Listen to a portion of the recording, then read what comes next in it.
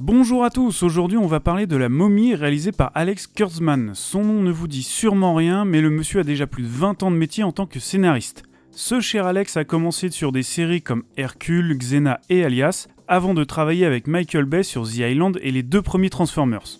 On lui doit 2 des derniers Star Trek avec Chris Pine, mais aussi le 2e Amazing Spider-Man, Cowboy et Envahisseur et Mission Impossible 3. Bref, du bon et du moins bon. Alors, de quel côté penche La Momie ? Eh bah, du côté moins bon. En aparté, je passe très vite fait sur Russell Crowe, qui est plutôt pas mal dans le film, mais qui a l'air d'avoir doublé de volume. La production a essayé de le masquer et a même utilisé la 3D pour ça, mais il y a un moment où il y a un gros plan sur sa main, je vous jure, c'est plus des doigts qu'il a, c'est des mini saucissons. Ça m'a limite donné envie de prendre l'apéro. C'est tout con et c'est juste un détail, mais j'avoue que quand je repense à Maximus dans Gladiator, ça me fait un peu mal.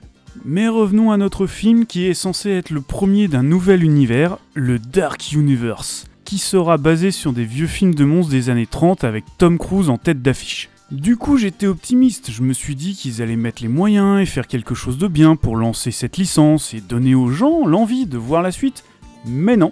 Alors ils ont pas fait de la merde, mais ils ont vraiment pris aucun risque. Ça donne un film totalement fade et sans originalité. La Momie est un genre de melting pot qui regroupe action, aventure, humour et horreur, mais qui à force de s'éparpiller n'excelle dans aucun domaine. L'humour est la partie la plus réussie, il y a quand même quelques scènes drôles, notamment avec Tom Cruise qui tourne en dérision son image de sauveur du monde belle gueule. Pour l'horreur, le réalisateur essaye de nous faire peur uniquement avec des jumpscares et des momies zombies en 3D. Forcément, après 7 ans de Walking Dead full maquillage, ça passe moyen. Les monstres en images de synthèse ne me dérangent pas d'habitude, mais là c'était vraiment trop.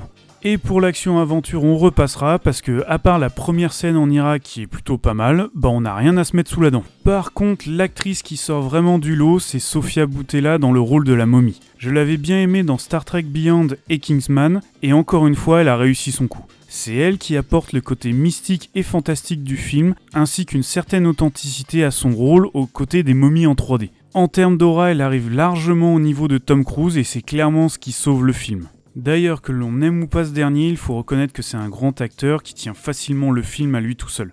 Il était très bon dans Collateral ou Le Dernier Samouraï, et j'attends toujours qu'il nous refasse un film où il se mettra vraiment en danger, plutôt que de rester dans des rôles classiques qui se contentent de coller à son image. Voilà, merci d'avoir regardé cette vidéo, pensez à vous abonner ou à me suivre sur les réseaux sociaux si ça vous a plu. Ciao!